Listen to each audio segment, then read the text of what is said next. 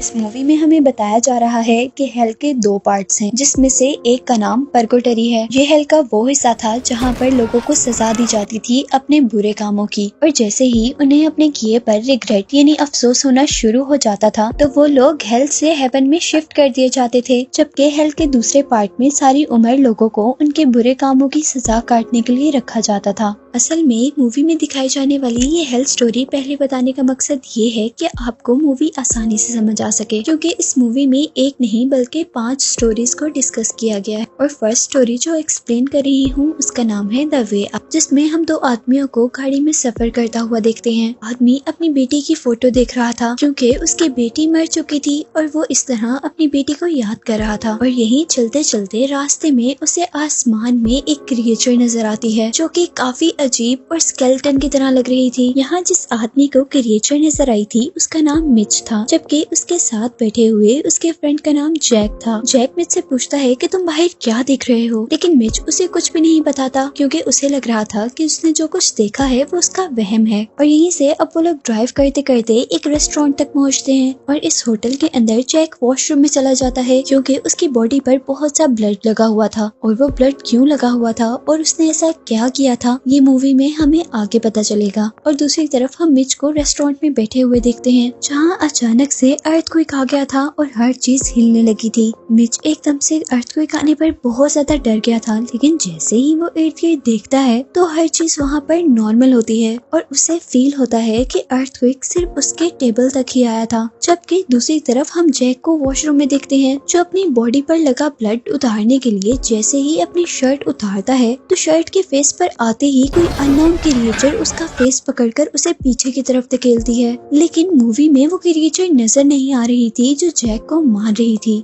और जैक इस सबसे बहुत ज्यादा डर गया था, इसीलिए वो अपने फ्रेंड मिच को लेकर वहाँ से बाहर आ जाता है। और अब बाहर आने पर मिच को बिल्कुल वैसे ही क्रिएचर नजर आई थी जैसी हमने मूवी के स्टार्ट में देखी थी। अब वो लोग बहुत ज्यादा डर गए थे और वहाँ से भागने की कोशिश कर रहे थे, लेकिन भागते भागते वो हर बार एक गैस स्टेशन पर आकर रुक रहे थे। वो जितना भी आगे जा रहे थे तो ऐसा लग रहा था कि वो लोग सफर तय ही नहीं कर रहे, क्योंकि हर बार उनके सामने वही गैस स्टेशन आ जाता था। और हर मर्तबा हम उस गैस स्टेशन पर एक सिगरेट पीती हुई लड़की को भी देखते हैं। और इस वक्त मिच हर चीज से थक जाता है क्योंकि उसको लग रहा था कि वो लोग एक ट्रैप में फंस गए हैं। वो जैक से कहता है कि हमें अपनी किस्मत को मान लेना चाहिए, यही हमारी किस्मत है, क्योंकि हम जहाँ भी जा रहे हैं हम यहीं पर आकर रुक रहे हैं। पर जैक उसकी बात नहीं मानता और वो आगे जाने के लिए बजिद होता है, जिस बात पर मिच वहीं रुक जाता है। और जैक अपनी कार लेकर जैसे ही आगे बढ़ता है तो उसके सामने मूवी में दिखाई जाने वाली वो क्रिएचर आ जाती है, जिसके बारे में मैंने आपको पहले बताया कि वो बिल्कुल स्केलेटन जैसी लग रही थी। और वो जैक की कार पर अटैक कर जैक को कार से बाहर निकाल लेती है और फिर बहुत ही बुरे तरीके से उसकी बॉडी के अंदर अपने टेंटिकल डालकर उसे वहीं पर मार देती है। और यहाँ ये सब कुछ अपने फ्रेंड के साथ होते हुए मिच देख रहा था और उसे डर लग रहा था कि शायद अब वो क्रिएचर उस पर अटैक करेगी। लेकिन अजीब बात ये थी कि वो क्रिएचर वहाँ से गायब हो गई थी और मिच भी जल्दी से वहाँ से भागने लगा था। जहाँ आगे जाने पर उसका सामना कुछ और क्रिएचर से होता है, जिनसे बचने के लिए वो एक होटल में चला जाता है जिसके अंदर बहुत सारे रूम्स थे। और होटल के अंदर उसे उसकी बेटी दिखाई देती है जिसे हमने पहले फोटो में देखा था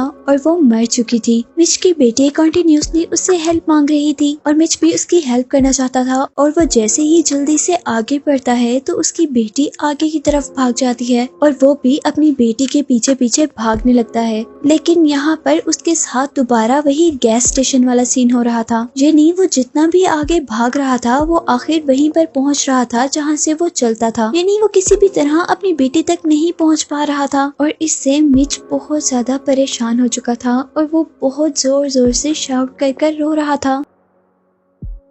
और उसको रोता दिखाते दिखाते मूवी में ये पहली स्टोरी एंड हो गई थी। और इसके एंड पर हमें अंदाजा हुआ था कि असल में ये हेल के उस हिस्से में आ गए थे जिसे परकोटरी का नाम दिया गया था। और अब जिस रूम में हमें मिच को दिखाया जा रहा था उसी रूम में हम 3 लड़कियों को देखते हैं। ये इस मूवी की सेकंड स्टोरी का स्टार्ट है जिसका नाम है सायरन। और यहाँ ये तीनों लड़कियाँ मिच और जैक की तरह परकोटरी में नहीं हैं, बल्कि ये लोग अर्थ पर हैं। और इसी वजह से से हम मिच और इन तीनों लड़कियों को एक ही टाइम पर सेम जगह पर देख सकते हैं, क्योंकि वो जगह तो सेम है लेकिन एक हेल है और एक अर्थ। वो लोग अपनी गाड़ी में अब होटल से निकलकर आगे बढ़ते हैं, जहाँ हमें पता चल रहा था कि वो तीनों सिंगर्स हैं। और थोड़ी आगे जाने पर उनकी गाड़ी का टायर पंचर हो जाता है और इस वक्त वो लोग एक खुले सहरा में थे, जहाँ आसपास उन्हें कुछ भी मदद के लिए नजर नहीं आ रहा था। इसीलिए वो तीनों अपने अपने फोन से हेल्प लेने की कोशिश कर रही थी, लेकिन इस सहरा में सिग्नल ही नहीं थे, जिसकी वजह से उन्हें काफी परेशानी हो रही थी। पर लकीली यहाँ से एक कार गुजरती है, जिसको जैसे ही वो लड़कियाँ रोकती हैं तो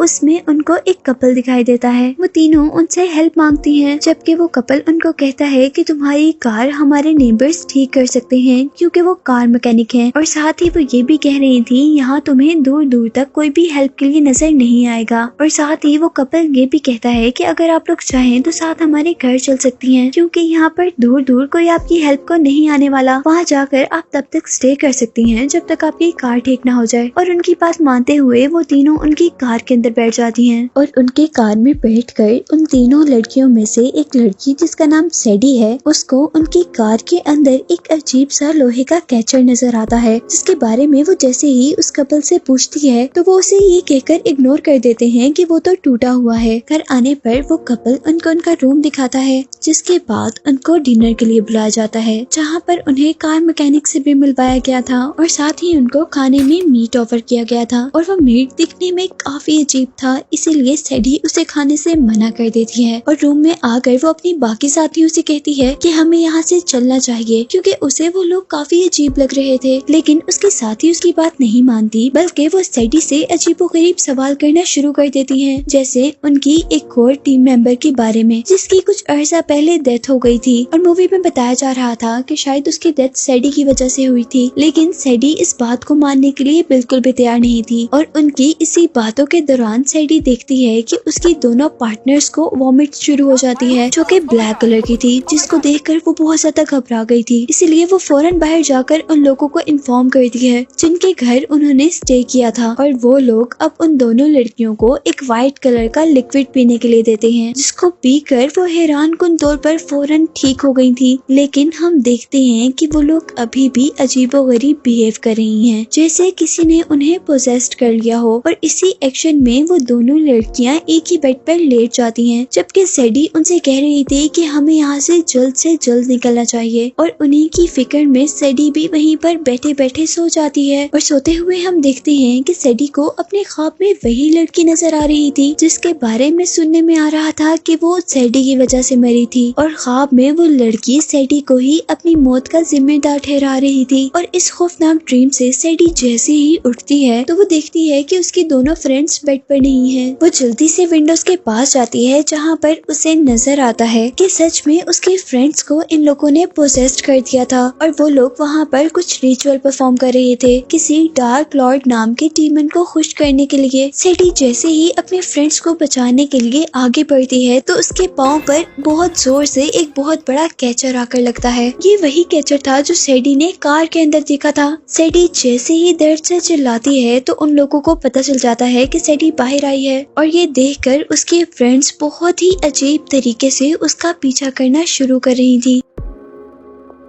सैडी बहुत मुश्किल से उस कैचर से अपनी जान छुड़वाकर वहाँ से भाग जाती है। और अब एक जगह पहुँचने पर जैसे ही वो सांस लेती है तो उसे अब वो लड़की दिखाई देती है जो कि उसके ड्रीम्स में आ रही थी, जिनी जिस लड़की को उसने मारा था, जिसको देखते ही वो डर कर रोड पर आ गई थी। और रोड पर चलते हुए उसे अब एक कार दिखाई देती है जिसे वो रोकने की कोशिश कर रही थी। पर इतने में ही वो बार बार मूवी में दिखाई जाने वाली क्रिएचर उस पर अटैक कर उसे मार देती है, जिसके साथ फिल्म में इस दूसरी स्टोरी का भी एंड हो गया था। और अब तीसरी स्टोरी, जिसका नाम दी एक्सीडेंट है, उसके स्टार्ट में हम वही सीन देखते हैं जो कि हमने दूसरी स्टोरी के एंड पर देखा था, जिसमें एक आदमी एक अबैंडन्ड रोड पर कार चला रहा है और सैडी उस कार को रोकने की कोशिश कर रही है। और यहाँ मूवी में हमें पता चलता है कि वो दोनों इस वक्त पर्गोटरी में आ चुके थे। और अब इस स्टोरी में क्योंकि वो आदमी अपने सेल फोन में लगा हुआ था, इसीलिए उसकी बददिहानी की वजह से सैडी का एक्सीडेंट हो जाता है है और जैसे ही वो आदमी अपनी कार से बाहर निकलकर सैडी को देखता है तो उसके होश उड़ जाते हैं, क्योंकि सैडी बहुत बुरी हालत में थी। यहाँ अब उसे लग रहा था कि उसे यहाँ से भाग जाना चाहिए, क्योंकि सिचुएशन काफी क्रिटिकल थी, लेकिन फिर भी वो यहाँ से भागता नहीं है बल्कि एक इमरजेंसी कॉल करता है। और अब फोन के दूसरी तरफ उससे एक लेडी बात कर रही थी, जिससे वो आदमी जिसका नाम लूकस है वो सब कुछ बता रहा था। वो लड़की उससे उसकी लोकेशन पूछती है, लेकिन वो अपनी लोकेशन बता ही नहीं पाता, क्योंकि पर्गोटरी यानी हेल के इस हिस्से में जीपीएस तो वर्क नहीं कर रहा था। और अब वो लेडी उसे सजेशन देती है कि आप उस लड़के को लेकर एक पास के टाउन में आ जाएं। और लूकस भी ऐसा ही करता है। वो सैडी को अपनी कार में बिठाकर आगे बढ़ जाता है और अब लूकस आखिर को एक टाउन में पहुंच गया था। लेकिन अजीब बात ये थी कि वहाँ पर कोई भी नहीं था, और ये बात सिर्फ लूकस को अजीब लग रही थी। वहाँ पूरे टाउन के अंदर कोई भी नजर नहीं आ रहा था, क्योंकि असल में वो किसी टाउन में नहीं बल्कि पर्गोटरी में थे। और लकीली अब यहाँ पर उसे एक हॉस्पिटल नजर आता है और वो जल्दी से उस लड़की को यानी सैडी को गाड़ी से निकालकर हॉस्पिटल के अंदर ले जाता है, जहाँ उसे कोई भी नजर नहीं आ रहा था। और तभी लूकस को वहाँ पर ऑपरेशन थिएटर मिला था। वो जल्दी से सैडी को वहाँ लेटाना चाहता, लेकिन यहाँ हैरान कुन तौर पर सैडी के पाँव बहुत ही वियर्ड अंदाज में टूटकर घूम गए थे, जिसे देखकर लूकस भी एकदम से घबरा गया था। लेकिन वो बहुत मुश्किल से उसे पकड़कर स्ट्रेचर पर लेटाता है। और अब सैडी दोबारा हेल्पलाइन को कॉल करता है और वही लेडी फोन उठाती है जो पहले उससे बात कर रही थी। और यहाँ अजीब बात ये थी कि उसके कॉल लाइन में एक और आदमी जुड़ गया था, जिसके अकॉर्डिंग वो एक डॉक्टर था और वो लूकस से सैडी की एक सर्जरी करने को कह रहा था, जिसके लिए सबसे पहले सैडी को ऑक्सीजन मास्क चाहिए था। वो वहाँ पड़ी हुई चीजों में से जल्दी से वो चीजें ढूंढना स्टार्ट करता है जो चीजें फोन वाला आदमी बता रहा था। और आखिर को उसे ऑक्सीजन किट मिल भी जाती है, लेकिन वो अनकम्प्लीट थी। और क्योंकि अब वो किट पूरी नहीं थी, इसीलिए लूकस को वो ऑक्सीजन पाइप उसके मुंह के अंदर तक डालना पड़ता है, जिसको करते हुए सैडी उसके हाथ पर काट भी लेती है। लेकिन लूकस हार नहीं मानता। और यहाँ अब वो फोन वाला आदमी उसे बता रहा था कि इस तरह वो मर जाएगी। अगर तुम्हें उसे जिंदा रखना है तो तुम उसके पेट पर कट लगाकर उसके लंग्स को दबाओ, जिससे वो जिंदा हो सकती है। और लूकस ऐसा ही करता है, लेकिन ऐसा करने से वो जिंदा नहीं हुई थी बल्कि वो मर गई थी। और सैडी के मरते ही अब जो लोग लूकस से बात कर रहे थे वो लोग जोर जोर से हंसने लगे थे। और इन आवाजों को सुनकर अब उसे बहुत ज्यादा गुस्सा आया था और इस गुस्से में वो हॉस्पिटल से बाहर निकलने की कोशिश कर रहा था, लेकिन हॉस्पिटल तो किसी ने लॉक कर दिया था। और अब वो एक डेड बॉडी के साथ यहाँ पर फंस चुका था और इसीलिए परेशान होकर वो हॉस्पिटल के कॉरिडोर में ही बैठ जाता है। और अब लूकस को दोबारा वही कॉल आती है जो उसे पहले आ रही थी ऑपरेशन करते हुए, जिसमें एक लड़की और एक लड़का जो कि एज अ डॉक्टर उससे बात कर रहा था। लूकस उन दोनों से कहता है कि मेरा इस सब में क्या कसूर है, मैंने तो ये एक्सीडेंट जानबूझकर नहीं किया था और एक्सीडेंट होने के बावजूद मैं उस लड़की को बचाने की कोशिश कर रहा था। और उसकी ये बात सुनते ही अब वो लड़का कहता है कि अब तुम आजाद हो और तुम यहाँ से जा सकते हो, लेकिन उससे पहले तुम अपने कपड़े बदल लो। और वो वहाँ पर रखे हुए साफ कपड़ों की लोकेशन उसे बताता है और वो कपड़े बिल्कुल वैसे ही थे जैसे उसने पहले पहने हुए थे। जिसके बाद वो बाहर निकलता है और बाहर निकलने पर वो देखता है कि उसे अपनी कार जैसी ही बिल्कुल एक न्यू कार मिली थी, जिसमें बैठकर वो वहाँ से निकल जाता है। असल में उसे ये चीजें इसलिए दी गई थी कि वो यहाँ से निकल सके, और क्योंकि वो एक्सीडेंट के बाद भी सैडी को मरने से बचा रहा था, इसीलिए उसकी एक्सीडेंट वाली सजा कम हो गई थी और उसे अब पर्गोटरी से वापस अर्थ पर भेजा जा रहा था। और अब हमें उस लड़की को दिखाया जाता है जो कि मूवी में लूकस से बात कर रही थी। जब लूकस ने एक इमरजेंसी कॉल की थी तो वो असल में किसी इमरजेंसी स्टेशन तक नहीं गई थी, बल्कि उसे इस लड़की ने रिसीव किया था। और हमें पता चला था कि ये सब पर्गोटरी में काम करते हैं और लोगों को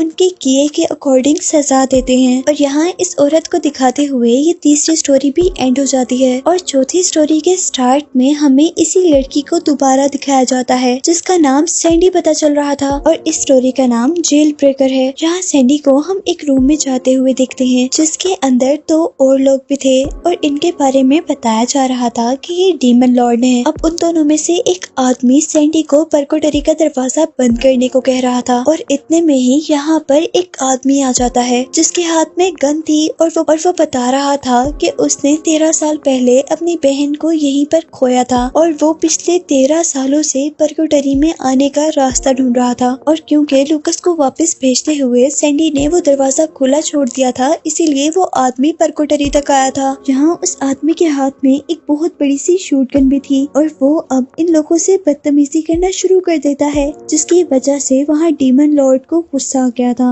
और वो अपनी इस शक्ल से अपनी डीमन वाली शक्ल में चेंज होना शुरू हो गया था, जिसमें उसके बहुत बड़े बड़े खौफनाक नेल्स निकल रहे थे। अब इससे पहले कि डीमन लॉर्ड उस आदमी को रोक पाता, वो आदमी डीमन लॉर्ड के हाथ पर शूट करते हुए वहाँ से दूसरे आदमी को गन पॉइंट पर लेकर निकल जाता है और वो उस आदमी से कहता है कि मुझे मेरी बहन के पास ले चलो। और इस तरह परकोटरी का वो आदमी उस गनमैन को उसकी बहन के पास ले जाता है और उस गनमैन के अपनी बहन के पास जाने पर उसकी बहन उससे कहती है कि असल में मैंने ही हमारे पेरेंट्स को मारा था और इसीलिए मैं यहाँ पर फंस गई थी, लेकिन अब मैं यहाँ पर काम करती हूँ और यहाँ से नहीं जाना चाहती। और इस तरह उस लड़की के इतना कहते ही वहाँ पर बहुत सारे डीमंस आ गए थे और वो उस गनमैन को पकड़कर मार देते हैं, जबकि वो लड़की वहीं पर चली जाती है जहाँ से वो आई थी। और यहाँ हम देखते हैं कि इस लड़की को मूवी में पहले दिखाया जाने वाला क्रिएचर अभी भी देख रहा था, जिसके साथ ही 4th स्टोरी भी एंड हो गई थी। और अब इस मूवी की लास्ट स्टोरी द वे इन में हमें एक लड़की को दिखाया जा रहा है जिसका नाम जेम है और वो अपने पेरेंट्स के साथ एंजॉय कर रही थी। और तभी हम देखते हैं कि कुछ मिस्टीरियस लोग उनके घर का डोर जोर जोर से नॉक करना शुरू कर देते हैं और यहाँ जेम के फादर को विंडो से बाहर एक मास्क पहना हुआ आदमी नजर आया था और उनके देखते ही देखते वो दोनों मास्क पहने हुए आदमी उनके घर के बैक डोर को तोड़ते हुए अंदर आ जाते हैं। और अंदर आने पर वो लोग जिम के पेरेंट्स को मारना शुरू कर देते हैं और यहाँ जिम ये सब कुछ छुपकर देख रही थी। जिम के फादर जैसे ही उन आदमियों को गौर से देखते हैं तो वो उनसे माफी मांगना शुरू कर देते हैं, जिस पर उसकी वाइफ और उसकी बेटी दोनों उसे देखकर काफी परेशान थी और वो ये बात सोच रही थी कि वो इनसे माफी क्यों मांग रहा है। और यहाँ उनके साथ तीसरा मास्क पहना हुआ आदमी उसके कान में आकर वजह बताता है और वो लोग उस आदमी के साथ साथ उसकी वाइफ को भी मार दे, जो देखकर जेम को अपने पेरेंट्स के मरने पर बहुत ज्यादा गुस्सा आया था और अब वो भी बाहर निकलकर अपने पेरेंट्स को मारने वालों को मारना शुरू कर देती है। और यहाँ हमें पता चला था कि उन तीनों में से वो 2 मास्क पहने हुए आदमी और कोई नहीं बल्कि मूवी में दिखाई जाने वाली पहली स्टोरी के कैरेक्टर्स हैं, यानी मिच और जैक। और यहाँ उस लड़की जेम ने जैक को बहुत ज्यादा मारा था, इसीलिए हमने मूवी के स्टार्ट में जैक के ऊपर बहुत ज्यादा ब्लड देखा था। और क्योंकि वो लड़की अभी भी जैक को मार रही थी, इसीलिए मिच को उस लड़की को मारना पड़ता है। और जैसे ही मिच उस लड़की को मारता है और वो तीनों बाहर निकलने लगते हैं तो जेम और उसकी मॉम की बॉडी बिल्कुल वैसी ही क्रिएचर्स में चेंज हो जाती हैं जैसी क्रिएचर्स हमें मूवी के स्टार्ट से दिखाई जा रही थी। यानी मूवी के स्टार्ट में जो मिच को क्रिएचर्स नजर आ रही थी वो और कोई नहीं बल्कि जेम और उसकी मॉम थी। और अब उनको देखते ही वो तीनों बहुत ज्यादा डर गए थे और वहाँ से भाग रहे थे, जहाँ पर तीसरा आदमी जमीन पर गिर जाता है और जमीन से वैसे ही खौफनाक क्रिएचर निकलकर उसे मार देती है। और यहाँ अब हमें पता चला था कि वो दोनों आदमी उस टाइम में परकोटरी यानी हेल में एंटर हुए थे जब उन्होंने 2 बेगुनाह लड़कियों को मारा था। और अब हमें मूवी का दोबारा स्टार्टिंग सीन दिखाया जाता है जहाँ पर जेम और मिच इन सारी चीजों से बचकर भाग रहे हैं। और इसी के साथ ये मूवी तो यहीं पर एंड हो जाती है। पर एंड पर मैं आपको सिर्फ ये बताना चाहती हूँ कि इस परकोटरी में सिर्फ वही लोग फंसते थे जो बुरा काम करते थे, जिस तरह जैक और मिच ने 2 बेकसूर लड़कियों को मारा था।